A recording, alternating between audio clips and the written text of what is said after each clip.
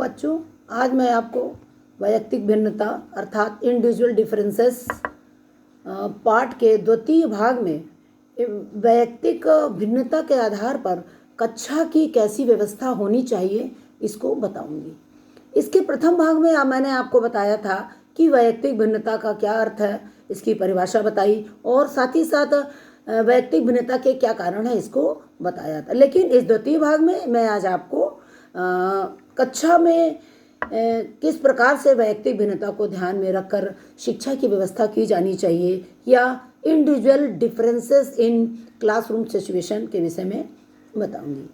तो देखिए, हमारे भारत जैसे विशाल देश में वैयक्तिक भिन्नता के आधार पर अगर हम बात करते हैं कि शिक्षा प्रदान की जाए तो ये थोड़ा कठिन कार्य है। यद्यपि कि हमारे देश में कुछ वैयक्तिक भिन्नता के आधार पर कुछ मूक, बधिर और दृष्टिहीन बालक बालिकाओं के लिए विद्यालयों की स्थापना की गई है।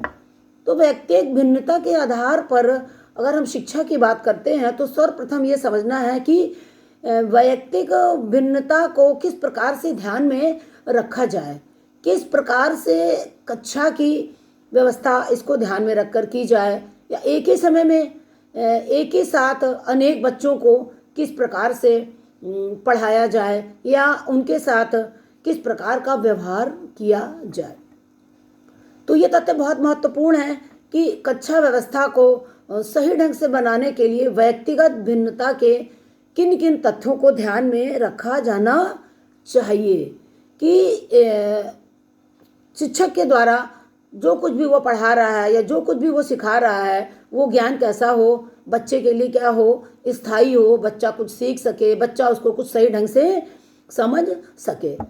तो देखिए, हम बात करते हैं कि वैयक्तिक भिन्नता के वो कौन कौन से तथ्य हैं जिनको ध्यान में रख करके एक उचित कक्षा की व्यवस्था अगर हम करते हैं तो हमारे द्वारा दिया हुआ ज्ञान कैसा होगा, बोधगम्य होगा और सुलभ होगा और बच्चा उससे कुछ बहुत ही अच्छे ढंग से कुछ सीख भी सकेगा।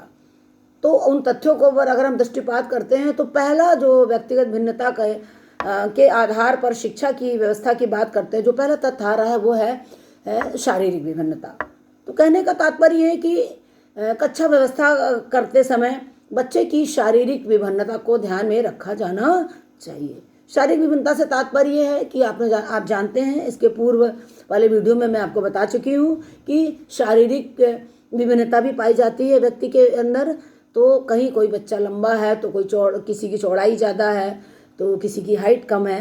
तो कक्षा की व्यवस्था करते समय इन सब चीज़ों को भी ध्यान में रखा जाना चाहिए। जैसे कोई अगर हाइट में छोटा है बच्चा तो उसको हम सीट पे आगे बिठा सकते हैं, कोई लंबा है तो उसको थोड़ा पीछे बिठा सकते हैं, इत्यादि इत्यादि। इसके साथ साथ व्यक्तिगत भिन्नता के अंतर्गत मानसिक विभिन्नता को भी ध्यान में दिया जाना चाहिए। बच्चे का IQ लेवल कैसा है, या बच्चा पढ़ने में तेज है, या बच्चा कुछ कमज़ोर है, या बच्चा कुछ मंद बुद्धि का है, इसको भी ध्यान में रख करके कक्षा की व्यवस्था की जानी चाहिए। इसके साथ ही साथ संवेगात्मक विभिन्नता का भी कक्षा की व्यवस्था में ध्यान दिया जाना चाहिए। मैंने आपको पहले बताया था संवेगात्मक विभिन्नता जिसके अंतर्गत भय है, क्रोध है, खुशी है, उल्लास है, इन सब चीज़ों का महत्व है। तो इन सब चीज़ों का भी ध्यान रखा जाना चाहिए व्यक्तिगत भिन्नता के अंतर्गत। इसके साथ ही साथ सांस्कृतिक विभिन्नता, बच्चा किस संस्कृति को अडॉप्ट करते हुए विद्यालय में आ रहा है, वो किस संस्कृति से संबंधित है,